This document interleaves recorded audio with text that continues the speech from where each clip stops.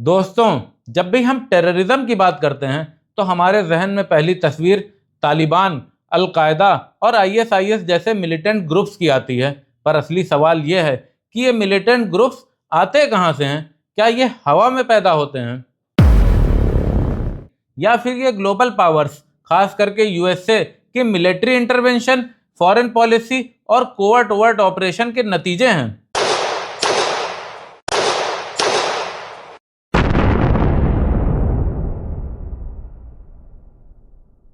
इस पूरे वीडियो को आप लास्ट तक देखिएगा, क्योंकि ये वीडियो आपकी आंखें खोल देने वाला है। और इस वीडियो से आप जान सकेंगे कि ईरान का अमेरिका को बड़ा शैतान और डेथ टू अमेरिका कहने का असल रीजन क्या है।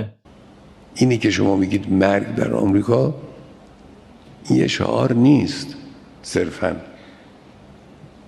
این یک خط مشیه। इस वीडियो के लास्ट में एक सवाल है जिसने पिछले 1400 सालों से मुसलमानों को उलझा रखा है। हेलो, मेरा नाम है फराज शफीक और आपका मेरे YouTube channel Muslim inside with Faraz में स्वागत है। सबसे पहले हमें समझना होगा कि रेडिकलाइजेशन एक्चुअली होता कैसे है और अमेरिकन पॉलिसीज कैसे रेडिकलाइजेशन को बढ़ावा देती हैं। उनको मैंने 5 तरीकों से समझाने की कोशिश की है। रेडिकलाइजेशन का पहला जरिया है मिलिट्री इंटरवेंशन और सिविलियन डेथ्स।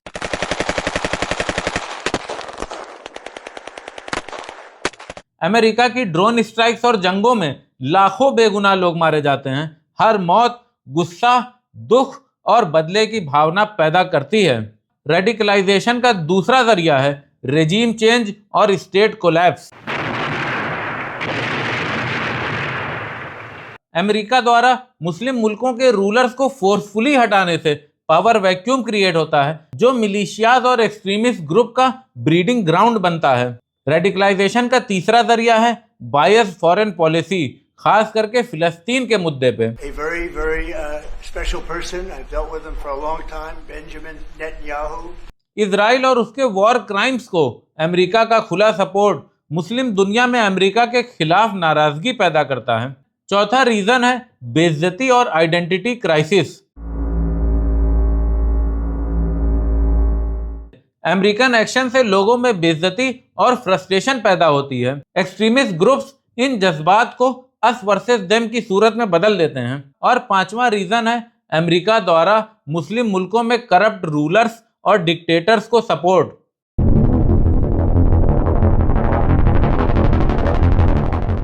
अमेरिका दशकों से मुस्लिम मुल्कों के तानाशाहों को सपोर्ट करता आ रहा है। लोगों को लगता है कि उन पे होने वाले जुल्म में अमेरिका भी शरीक है। ये मैकेनिज्म्स बार बार अलग अलग मुल्कों में रिपीट होते हैं, जिन्हें अब हम एग्जाम्पल्स के थ्रू समझेंगे। आज अफगानिस्तान की पहचान एक वॉर टॉर्न कंट्री के रूप में है, मगर अफगानिस्तान हमेशा से ऐसा नहीं था। 1979 से पहले अफगानिस्तान एक डेवलपिंग कंट्री था, जो इंफ्रास्ट्रक्चर, एजुकेशन, ट्रेड में धीरे धीरे तरक्की कर रहा था। काबुल यूनिवर्सिटी उस वक्त एशिया की one of the best university थी।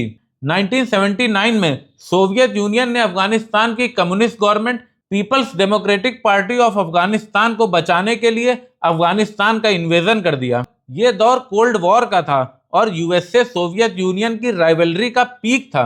यूएसए ने अफगानिस्तान में सोवियत यूनियन को हराने के लिए ऐसे तरीकों, ऐसे मेथड्स का इस्तेमाल किया जिसने ग्लोबल जिहाद मूवमेंट की शुरुआत की और अल-कायदा जैसे टेररिस्ट ऑर्गेनाइजेशंस की बुनियाद रखी। 1980s में यूएसए ने ऑपरेशन साइक्लोन के जरिए अफगानिस्तान में मुजाहिदों की फौज खड़ी की। सीआईए ने अफगान मुजाहिदों को वेपन्स और पैसे दिए। सऊदी अरेबिया ने मदरसों की फंडिंग की और एक्सट्रीमिस्ट आइडियोलॉजी दी। पाकिस्तान की आईएसआई ने मिलिटेंट्स को ट्रेनिंग दी और कैंप्स, लॉजिस्टिक नेटवर्क्स बनवाए। यानी यूएसए और उसके दोनों एलाइज पाकिस्तान और सऊदी अरेबिया ने मिलकर अफगानिस्तान में परमानेंट मिलिटेंट इकोसिस्टम तैयार किया। सऊदी अरेबिया से ओसामा बिन लादेन, इजिप्ट से ऐमन अल जवाहरी और पूरी दुनिया से जिहादिस्ट अफगानिस्तान में सोवियत यूनियन से लड़ने पहुंचे, जिन्होंने आगे चल के अल-कायदा को जन्म दिया। गौर करने की बात यह है कि उस वक्त ये जिहादिस्ट अमेरिका को बहुत पसंद आ रहे थे, क्योंकि ये उस वक्त सोवियत यूनियन से लड़ रहे थे। अमेरिका और उसके अलाइज के संरक्षण में अफगानिस्तान पूरे दुनिया के जिहादियों का ट्रेनिंग ग्राउंड बन गया, और 1989 में सोवियत यूनियन की हार के बाद इन्हीं जिहादियों ने अमेरिका की इंपीरियलिस्ट और मौका परस्त पॉलिसी की वजह से अमेरिका से लड़ाई की शुरुआत की। अफगानिस्तान में सोवियत यूनियन की हार के बाद अमेरिका, जिन्होंने इन मुजाहिदों को खड़ा किया था, उसने अफगानिस्तान को अबेंडन कर दिया। अफगानिस्तान में ना कोई पॉलिटिकल सेटलमेंट हुआ, ना कोई रिकंस्ट्रक्शन हुआ, और ना ही अफगानियों को स्टेबिलिटी के लिए अमेरिका से कोई मदद मिली। मुजाहिदों को लगा कि अमेरिका ने उनका इस्तेमाल करके उन्हें डिस्कार्ड कर दिया।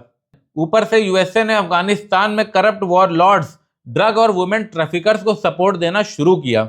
इन सब वजहों से अफगानिस्तान में सिविल वॉर शुरू हो गया। अमेरिका का इजराइल और उसके क्राइम्स को खुला सपोर्ट, मुस्लिम कंट्रीज में यूएस फोर्सेस का प्रेजेंस, और डिक्टेटोरियल रिजीम्स और मोनार्कीज जैसे कि इजिप्ट के होस्नी मुबारक, गल्फ रूलर्स वगैरह को लगातार मिलते अमेरिकन सपोर्ट ने इन मुजाहिदीनों के एंटी अमेरिकन सेंटिमेंट्स को बढ़ावा दिया। अफगानिस्तान के इसी सिविल वॉर के दौरान 1994 में तालिबान का भी जन्म हुआ। आगे चल के अमेरिकन सपोर्ट से बनी अलकायदा ने ही तालिबान के संरक्षण में 9/11 अटैक्स को अंजाम दिया, और यूएसए ने फिर से बिना सोचे समझे अफगानिस्तान में मिलिट्री इंटरवेंशन कर दिया, जिसका सबसे बड़ा सबूत यह है कि यूएसए से 20 साल लंबी चली लड़ाई के बाद फिर से आज तालिबान अफगानिस्तान में रूल कर रहा है। 20 साल लंबी चली इस लड़ाई में अफगानिस्तान में लाखों सिविलियंस मारे गए, जिसने अफगानियों के पहले से चले आ रहे एंटी अमेरिकन सेंटिमेंट्स को और मजबूत किया। ऊपर से अमेरिका द्वारा पाकिस्तान में की गई ड्रोन स्ट्राइक्स में पाकिस्तान के खैबर पख्तूनवा रीजन के हजारों लोग मारे गए, जिसने पाकिस्तान में भी अफगानिस्तान जैसे एंटी अमेरिकन सेंटिमेंट्स को पैदा किया। कहा जाता है, for every terrorist killed USA creates 10 मोर, और यूएसए की पॉलिसीज को देख के लगता भी यही है कि यूएसए हमेशा नए दुश्मन बनाने और ढूंढने की तलाश में रहता है। स्कॉलर्स कहते हैं कि इसके पीछे यूएसए का मिलिट्री इंडस्ट्रियल कॉम्प्लेक्स है, जो यूएसए की एक के बाद एक जंग छेड़ता रहता है ताकि वो हथियार बेच के मुनाफा कमा सकें। अगर आपको ये बात अच्छी लगी है तो आगे बढ़ने से पहले चैनल को सब्सक्राइब कीजिए। अब दूसरे एग्जाम्पल यानी 2003 में अमेरिका द्वारा किया गया इराक इन्वेजन की तरफ बढ़ते हैं।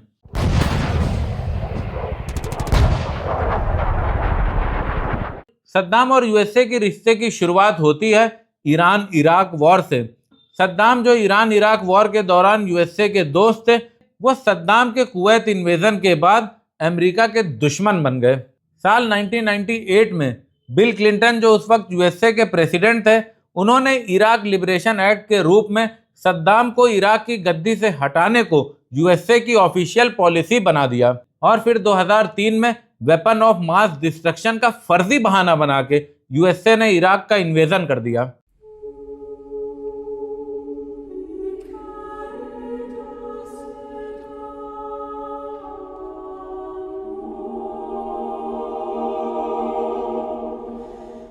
अमेरिका ने सद्दाम को गद्दी से हटा तो दिया, मगर कभी ये नहीं सोचा कि इसका अंजाम क्या होगा। सद्दाम के पावर से हटने के बाद इराक की पुलिस, मिलिट्री, इंटेलिजेंस और बॉर्डर कंट्रोल सब कुछ डिस्ट्रॉय हो गया, और इराक एक लॉलेस बैटलफील्ड बन गया। और इस पावर वैक्यूम को भरने कई सारे मिलिटेंट ग्रुप्स उभरे, जिनमें से सबसे अहम था अल-कायदा इन इराक।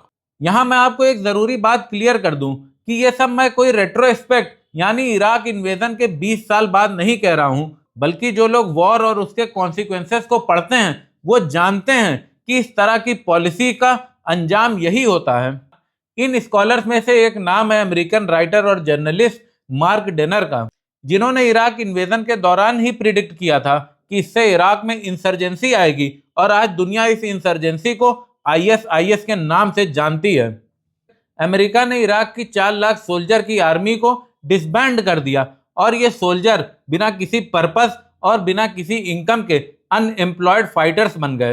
साथ ही इराक की हुकूमत अब सुन्नी मुस्लिम्स के हाथ से निकल के शिया मुस्लिम्स के हाथ में चली गई, और इन पुराने सुन्नी लीडर्स, कमांडर और सोल्जर्स ने अल-कायदा इन इराक को ज्वाइन किया, जो आगे जाके ISIS यानी Islamic state of Iraq and Syria यानी दाइश बना। 2011 में अमेरिका ने इराक से अपने सोल्जर्स बुला लिए, मगर इराक में कोई स्टेबल मजबूत गवर्नमेंट नहीं खड़ी कर पाए और आईएसआईएस इस मौके का फायदा उठा के लगभग पूरे इराक पे कब्जा कर लेती है, जिसका असर सीरिया पे भी आता है। सीरिया में एक सुन्नी मेजॉरिटी अवाम पे एक अलवी शिया फैमिली यानी हाफिज अल असद और फिर साल 2000 से बशर अल असद का रूल था। 2011 में अरब स्प्रिंग यानी अरब वर्ल्ड में अथॉरिटेरियन रूल, इकोनॉमिक इनजस्टिस और करप्शन के अगेंस्ट प्रोटेस्ट के दौरान सीरिया में भी बशर अल असद की सरकार के खिलाफ प्रोटेस्ट हुए, मगर इन प्रोटेस्ट के वायलेंट क्रैकडाउन, सेक्टेरियन पोलराइजेशन और टर्की, यूएसए, रशिया, चाइना और सऊदी अरेबिया जैसे कंट्रीज के एक्सटर्नल इंटरफेरेंस ने इन प्रोटेस्ट को एक सिविल वॉर में बदल दिया और सीरिया भी इराक की तरह एक लॉलेस बैटलफील्ड में बदल गया, जहां आईएसआईएस ने अपने कदम जमाए और सीरिया के ही एक शहर रक्का को आईएसआईएस ने अपनी कैपिटल डिक्लेयर किया। तब से लेके आज तक सीरिया और इराक में दर्जनों आर्म ग्रुप्स और मिलिशिया एक्टिव हैं जो अलग अलग कंट्री से सपोर्ट पाते हैं, मगर इनमें से किसी के पास भी इस रीजन में परमानेंट पीस और स्टेबिलिटी का कोई हल नहीं है। ऐसी ही कुछ कहानी है हिजबुल्लाह और लेबनान की भी। लेबनान में अमेरिका डायरेक्टली इन्वॉल्व नहीं था, लेकिन इसे भी अमेरिका का ही करा धरा समझिए, क्योंकि यहाँ इजराइल इन्वॉल्व था, जिसे अमेरिका का 51st स्टेट कहा जाता है। 1982 में पीएलओ यानी पैलेस्टाइन लिबरेशन ऑर्गेनाइजेशन को खत्म करने के बहाने से इजराइल ने लेबनान का इन्वेजन किया। लेबनान के साउथ में मोस्टली शिया मुस्लिम रहते हैं, जिन्हें इस इन्वेजन से सबसे भारी नुकसान पहुंचा था। ऐसे में ईरान ने साउथ लेबनान और लेबनान की शिया कम्युनिटी की हिफाजत के लिए हिजबुल्लाह नाम की एक पॉलिटिकल मिलिट्री ऑर्गेनाइजेशन तैयार की। अमेरिका और इजराइल हिजबुल्लाह को दुनिया की most powerful non state militia और टेररिस्ट ऑर्गेनाइजेशन बुलाते हैं, मगर हिजबुल्लाह के वजूद के पीछे भी अमेरिका और इजराइल की एग्रेसिव और इंपीरियलिस्ट पॉलिसीज ही हैं। ऐसी ही कुछ कहानी लीबिया की भी है। 2011 में नाटो ने अरब स्प्रिंग का बहाना बना के लीबिया का इन्वेजन कर दिया।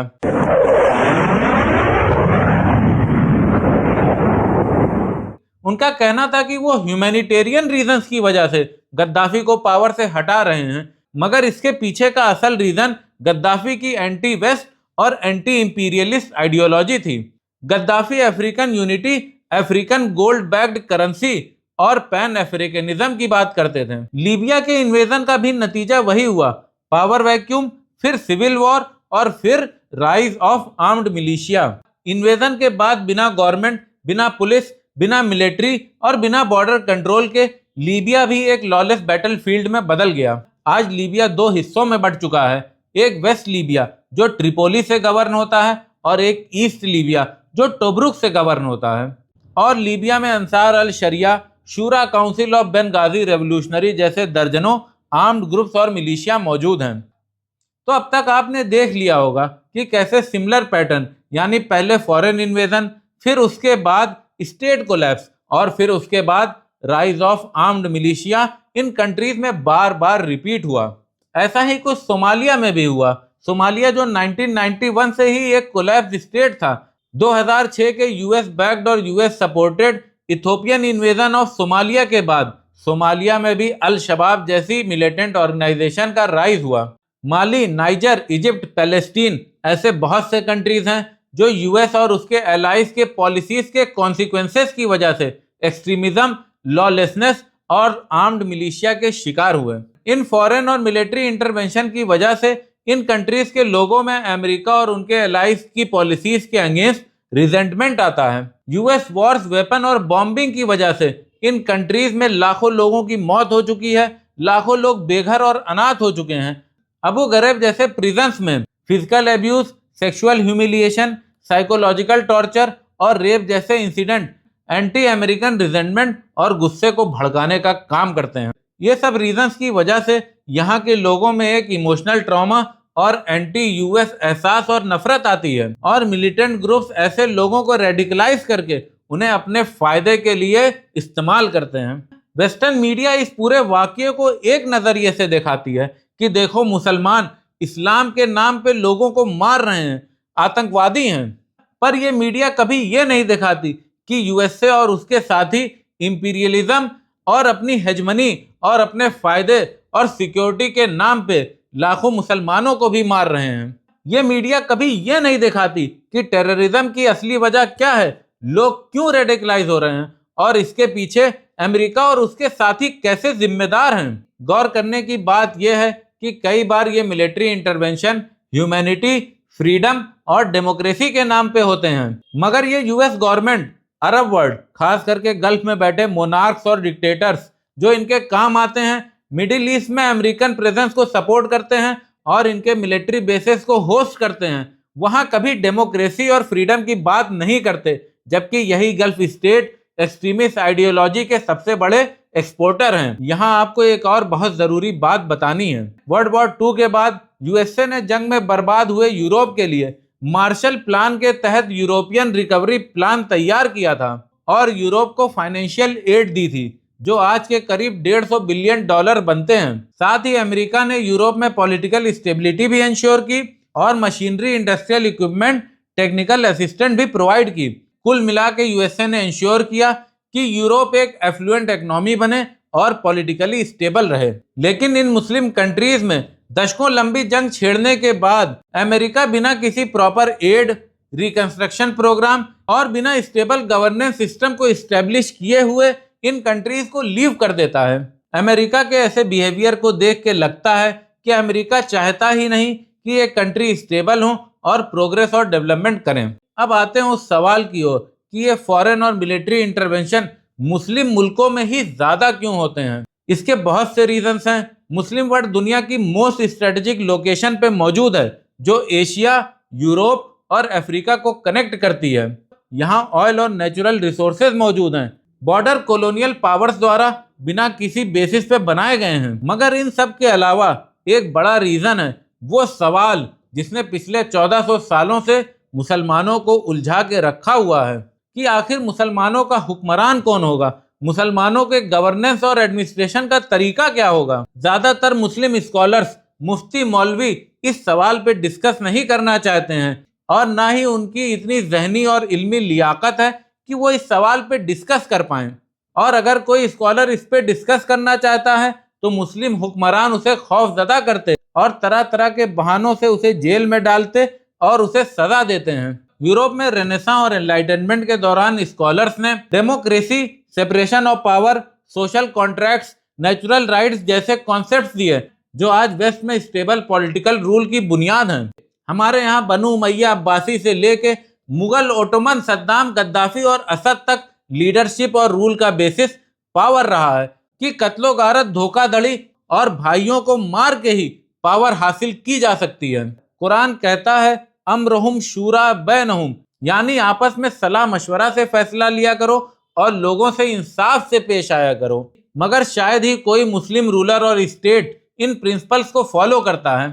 वो तो बस तख्ता पलटकर, जोर जबरदस्ती करके और यूएसए या किसी अन्य पावरफुल कंट्री के सपोर्ट से तख्त को हासिल करना जानते हैं। जब तक इस तरह का निजाम रहेगा, मुल्क के सारे लोग एक साथ नहीं आ सकेंगे और लोगों में रूलर को लेके रिजेंटमेंट और गुस्सा रहेगा, जो किसी भी फॉरेन और मिलिट्री इंटरवेंशन के लिए ब्रीडिंग ग्राउंड होता है। आप जरा सोचिए कि इस तरह का फॉरेन इंटरवेंशन वेस्टर्न मुल्कों में पॉसिबल है? जवाब है नहीं। वहां के लोग किसी दूसरे मुल्क द्वारा मुसल्लत मोनार्क्स और डिक्टेटर का रूल कभी एक्सेप्ट नहीं करेंगे।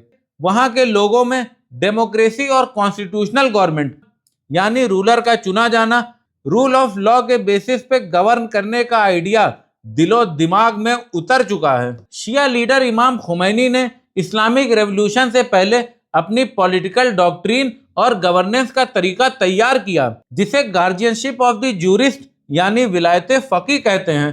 और इसी सिस्टम ने ईरान को सैंक्शन, वॉर और बैन्स के बावजूद एक स्टेबल पॉलिटिकल रूल दिया। सुन्नी आलिमों और आवाम को भी अगर अपने कंट्री को स्टेबल पॉलिटिकल रूल देना है और फॉरेन इंटरवेंशन से महफूज रखना है, तो उन्हें भी चाहिए कि वो कुरान के प्रिंसिपल्स यानी डेमोक्रेसी, जस्टिस और फेयरनेस के बेसिस पे एक पॉलिटिकल डॉक्ट्रिन तैयार करें, जैसे कि हमारा इंडियन कॉन्स्टिट्यूशन डेमोक्रेसी, जस्टिस और इक्वलिटी पे बेस्ड है। शुक्रिया। अगर ये वीडियो आपको पसंद आया है तो चैनल को सब्सक्राइब कीजिए और वीडियो को लाइक और शेयर कीजिए। वीडियो से जुड़े सभी डॉक्यूमेंट्स और किताबों का नाम डिस्क्रिप्शन बॉक्स में है। शुक्रिया।